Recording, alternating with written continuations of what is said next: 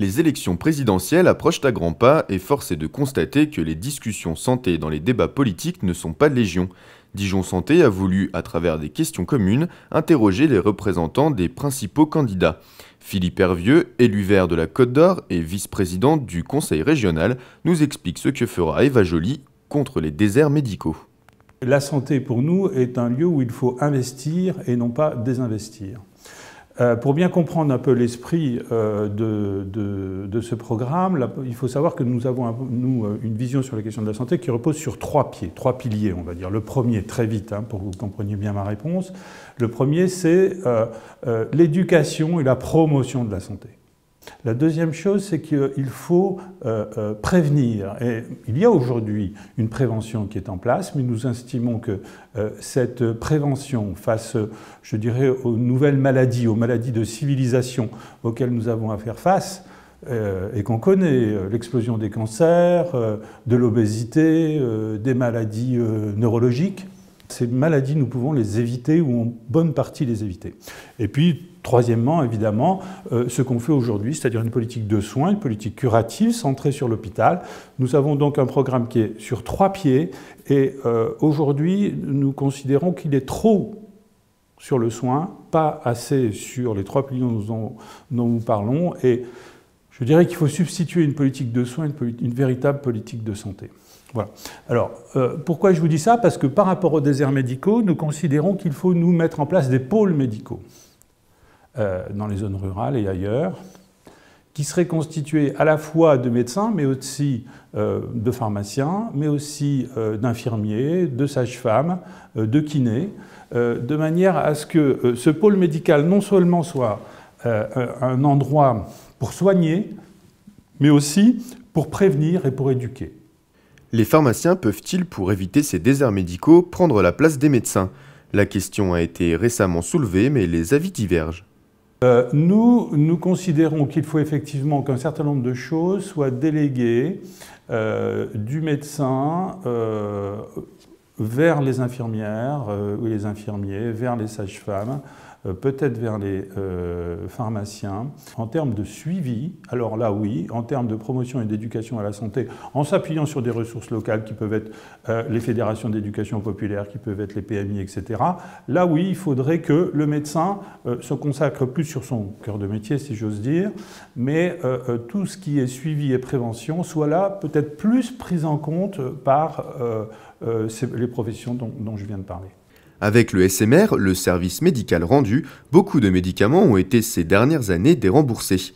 Alors pour ou contre l'augmentation du laissé à charge? C'est pas là où il faut faire des économies. Nous, on considère qu'il faut pratiquement mettre 5 milliards de plus dans la santé. Alors vous allez me dire comment vous allez faire, parce que vous avez le trou de la Sécu, etc.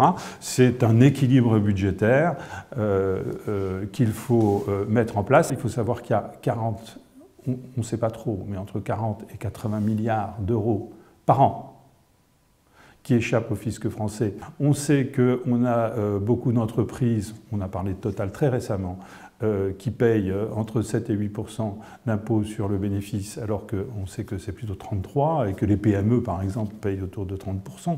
Donc cette justice fiscale, on sait très bien qu'elle est nécessaire si on veut rétablir les comptes de la nation.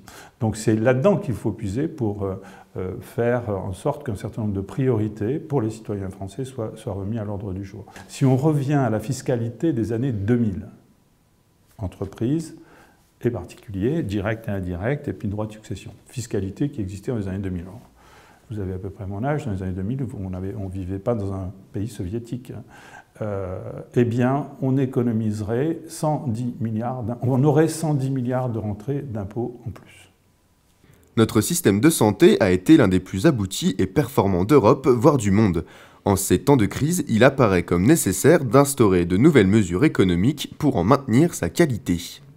Nous, ce qui nous tient à cœur dans le domaine de la santé publique, c'est encore une fois, et vous l'avez peut-être un petit peu senti tout à l'heure, c'est tout ce qui est nouvelles maladies chroniques, comme l'obésité, encore une fois, comme les cancers, comme l'asthme, etc., qui sont, à notre avis, des maladies dont on suppute, à confirmer évidemment, qui trouvent leur origine dans le changement de l'environnement, dans le changement de notre environnement et dans lequel nous vivons depuis 50 ans. Il faudrait, je crois, travailler à cette prévention. C'est pour ça que nous disons que l'éducation est importante, parce qu'il faut éduquer les gens et les citoyens à la santé, pour leur dire tout ça. Et puis il faut en même temps, et c'est dans le programme d'Eva Joly, consacrer 1% du budget de la santé à ces études préventives qui pourraient être mises en place et qui seraient un investissement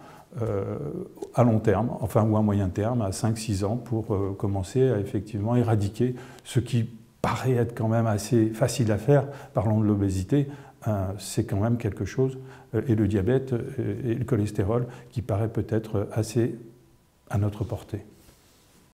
Une réaction? Un témoignage? Commentez ce reportage sur dijonsanté.fr.